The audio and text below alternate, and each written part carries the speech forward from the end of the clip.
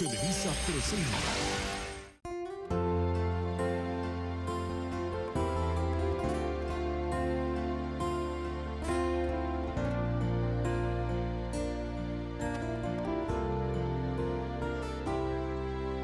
Anong lihim mayroon sa isang tinig, umuugi sa puso at damdamin. Siyang bulong manatili sa iyong pagsinta, dama mula paggising kahit nasan pa. Kapag ika'y lumayo, nanaisip ko pa mawala sa mundo. Handog, alay ng may kapal na sa'yo'y ibigay, pagsuyong wagas,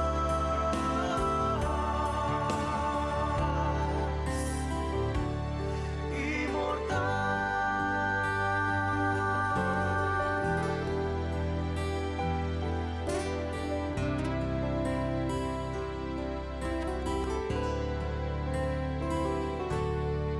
Kapag nalaman ko muli ka nakipagalikan sa kanya, baka Paano ko siya pipigilan? Paano? sabihin mo ayaw mo na nasusuka ka.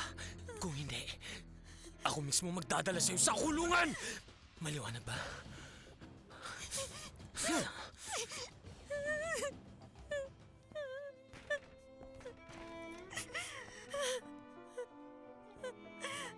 Panginoon ko, Diyos ko po, hindi ito dapat nangyayari sa akin.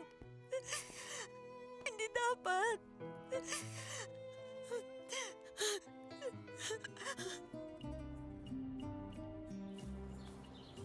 Kanina pa ba siya wala?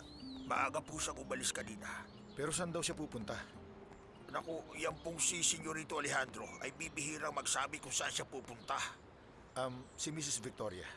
Nasa bahay? Oh, siyempre naman.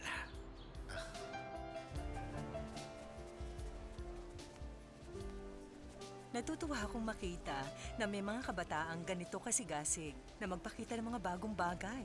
Totoo yan, Victoria. Kaya nga nanawagan kami sa mga kabataang artist. Pero yung pasasabi na talagang katangiang taglay at talento. Fernando, Sinabi ni Ezekiel na dito kita matatagpuan. Hindi ko alam na meron ka palang kasama. Magandang umaga. Hello, Fernando. Kumusta? Isa kang Kumusta po architect, kayo? tama? Ikinagagalak po Ikinuwento Mabuti makilala. naman. sa kanya. Talaga. Malaking karangalan ko po na Ganon makaharap din kayo ako. ngayon. Maraming salamat. Saan galing ang mga paintings na yan, Victoria? si Maestro Jose Luis ay tinutulungan akong pumili sa mga yan dahil ang may-ari ng gallery ay nagpa-auction nga. At yun, pinapipili niya kami sa mga paintings na yan na hindi naman madaling gawin. Oh, si Maestro ang mahusay ang mata sa mga ganyan. Well, dahil maraming beses na ako naging hurado sa contest.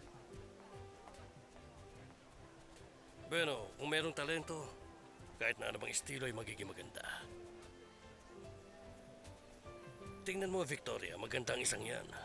Ano masasabi mo sa abstract art, Maestro? Nakita mo, maganda rin ang isang yan. Abstract yan. Ang pag-i-invest sa mga bagay na may kaugnayan sa sining o art ay masasabi kong maganda sa kasalukuyang panahon na may krisis sa ekonomiya dito. Kaya marami ang pumapasok sa negosyong kaugnay sa art. Tama kayo dyan.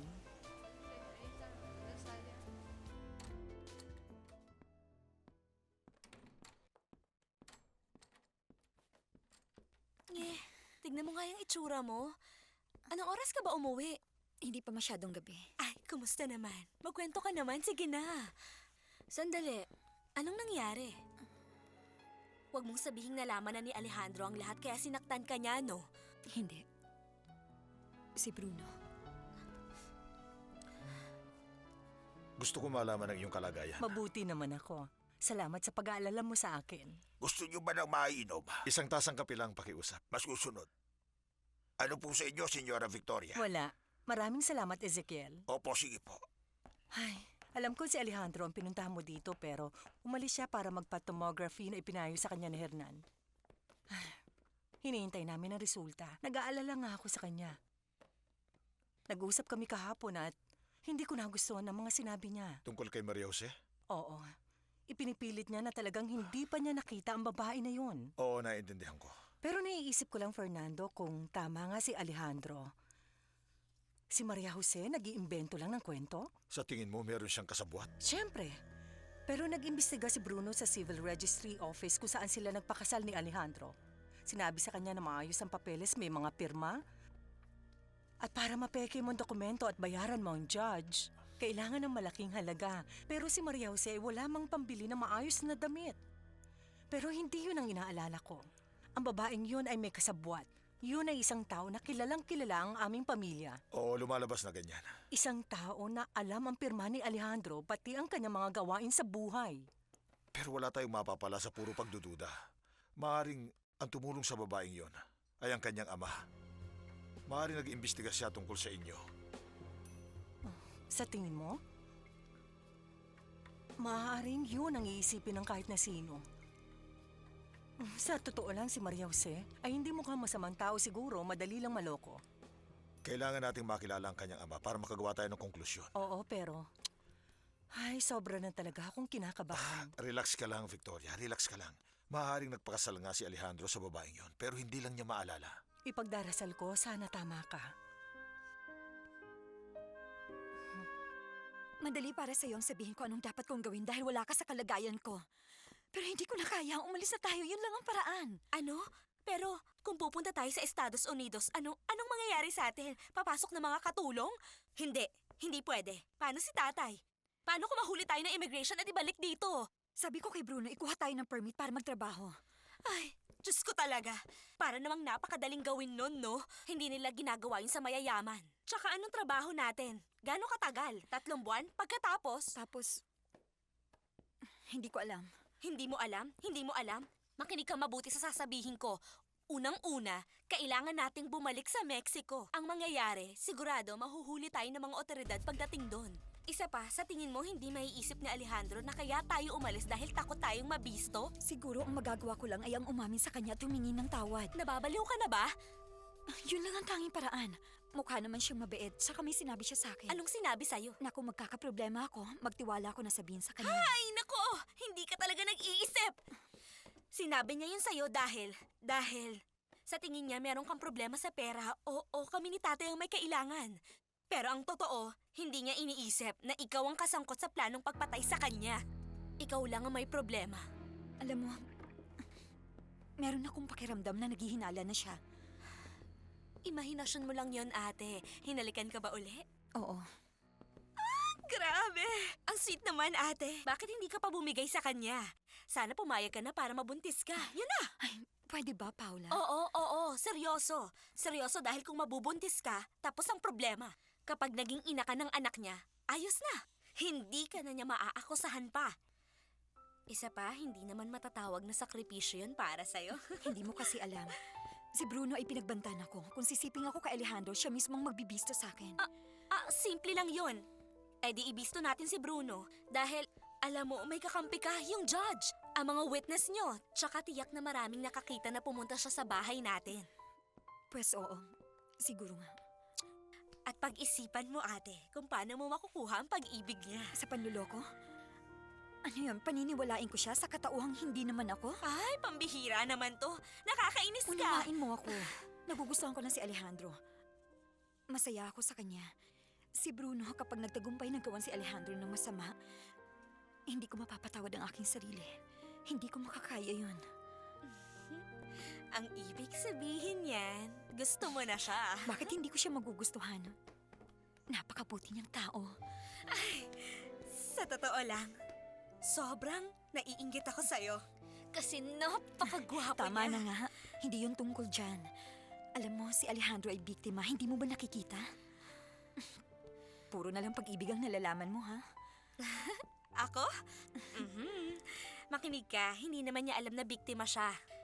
At huwag mong sabihin sa akin na hindi mo naiisip ang tungkol sa pag-ibig niya. Sinungaling ka talaga. Ano ba? Hindi, sinungaling ka. Paula?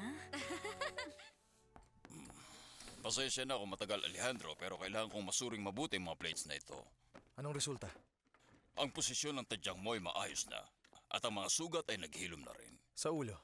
Sa tingin mo, meron ba akong seryosong problema dito, Doktor? Ang tomography ng iyong bungo ay nagpapakita na ang namuong dugo na dulot ng pagkabagok mo ay nawala na. Ibig sabihin, ikaw ay magaling na. Ibig sabihin, wala nang dahilan para magkaroon pa ako ng mental lapses. Tama ba, Doktor? Oo, pero may pag-aaral na nagsasabing hindi nakikita ang ibang pinsala sa utak matapos ang aksidente. Kaya pinapayo ko na magpasuri ka sa mga espesyalista sa isang Institute of Neurology. Hindi na, Hernan. Salamat sa payo mo. Pero tingin ko hindi na kailangan pa. Nagsimula na akong maalala mga bagay gaya ng kasal namin ni Maria Jose. Mabuti kung ganun. Oo. Maraming salamat, Doktor. Balitaan mo na lang ako. Magbalitaan tayo, Alejandro. Masaya ako't magaling ka na. Sige, tutuloy na ako. Puro na lang problema ko ang pinag-usapan natin. Hindi ko na nakumusta si Katya. Kumusta ang kapatid mo? Mabuti siya, salamat. Kailan lang inakausap ko siya at sinabi niya magbabakasyon siya rito sa Merida. Masaya ako makita siyang muli. Si Alejandro. Kumusta na? Mabuti. Nasaan ka? Nandito ako sa inyo. Heto at kausap ko nga si Victoria. Papunta na ako ngayon sa opisina. Doon na lang tayo magkita. Sige, darating ako. Anong balita? Sinabi ba niya sa'yo naging resulta ng pagpapacheck up niya? Hindi, pero sinabi niyang mabuti siya. Yun lang ba sinabi niya? Yun lang. Alam mo namang hindi masalita si Alejandro. Fernando, alam kong matalik kayo magkaibigan, pero utang na loob. Huwag ka naman sanang maglilihim sa akin. Aalis na ako. Esta madrugada y haz de estos dos brazos. Sabi ni Hernan, wala na daw problema sa akin. Kung ganon, Ibig sabihin, Fernando, mas natitiyak ko na ngayon na hindi ko pa nakikita sa buong buhay ko si Maria Jose. Iba ang nagpakasal sa kanya na pineke ang pirma ko at ginamit ang aking katauhan. kung ganon ay tatalikuran mo na siya. Hindi. Huwag mong sabihin sa akin na nagustuhan mo na siya. Siyempre gusto ko siya. Sino nga ayaw? May namagitan na ba sa inyo? Sinubukan ko pero hindi siya pumayag. Palagay ko mas wise ang babaeng yun kaysa sa inaakala natin. O talagang inosente siya. Pwede ba Alejandro? Sa karanasan mong yan, naniniwala ka sa kanya? Dahil nga sa karanasan ko, kaya ako nasasabi to. Ang ibang babae na nasa lugar niya, siguradong papayag na hindi mag-iisip. Kaya nahalata ako na may pumipilit sa kanya na makiisa sa palabas na to. Hindi ko alam ang sasabihin ko. Pero sinabi mo ba na ang katiwala sa San Felipe ay nawawala? Ganun na nga. Hindi ba nakapagtataka yun? Oo naman. Wala naman nagtanggal sa kanya. Umalis siya nang walang paalam at hindi niya kinuha ang kanyang sweldo. Ibig sabihin, sa palagay ko may taong nagbayad sa kanya para umalis at nang sa ganun hindi siya makatestigo na nung araw ng kasal ko ay nasa San Felipe. O baka naman pinatay na siya. Kung ganun walang pagdududa, may isang nakakaalam sa lahat ng mga ikinikilos mo. Pwedeng sa opisina o mismo sa bahay mo. Sino makakaisip ng ganito katinding intriga? Sino nakakaalam ng lahat ng kilos ko at sinong namumuhi sa akin, Fernando? Sino? Naisip mo ba ang naiisip ko? Huwag kang padalos-dalos. At huwag mong kalilimutan si Victoria. Bago ka magsalita, kailangan mo muna makasiguro, Alejandro.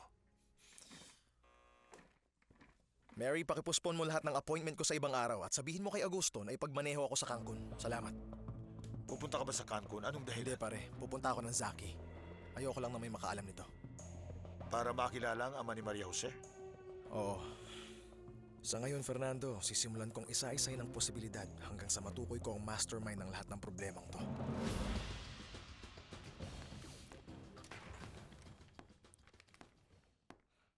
Hello. Ay, hello. Anong ginagawa mo dito? Wala.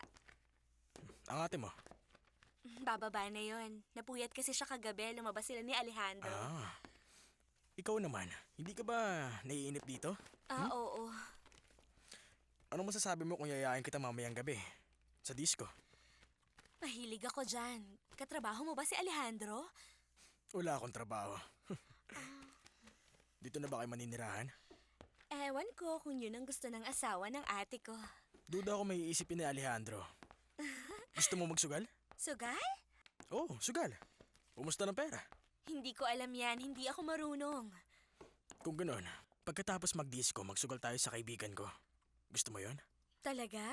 Pero ang asawa mo magugustuhan kaya niya? Inosente talaga kayong dalawa, ano? Oy, teka, hindi kami ganun ha? Kaya lang kasi... No. Huwag kang magalit. Ibig ko lang sabihin, hindi kayo sanay sa style ng buhay namin, pero matutuwa ako na maging maestro mo. Magandang umaga! Mukhang wala ka na naman yata sa kondisyon, pare ko. Wala kang pakialam. Sinabi ko na sa'yo, yan ang pareho sa amin. Kita tayo mamaya, ha? Nasaan ang ate mo? Siguro tinatakpan pa niya ng makeup ang mga pasa niya. At ikaw, Bruno, ang may kagagawan nun. Anak, hindi ka ba magtatrabaho? Bakasyon ako ngayon, Mama. Bruno, gusto kitang makausap kahit sandali lang kung pwede. Maliligo muna ako bago tayo mag-usap. Ay, yang si Bruno talagang mainitin ng ulo. Halata nga po eh. Oh, ang ate mo, sumpungin din? Ay, mas sweet pa siya sa Honey. Napakabait Talaga? niya. Sobrang inosente. Hindi. Minsan lang siya magalit sa akin. Tapusin mong pag-aaral, magtrabaho sa bahay, gawin mo yan, nge. Ano ba ang kurso mo? Computer technology Ay, po. magaling. Alam mo kasi kung minsan nagkakaroon ako ng mga problema sa computer ko. Ay, totoo nga po. Natataranta ako. Tawagin niyo lang ako at aayusin ko yun.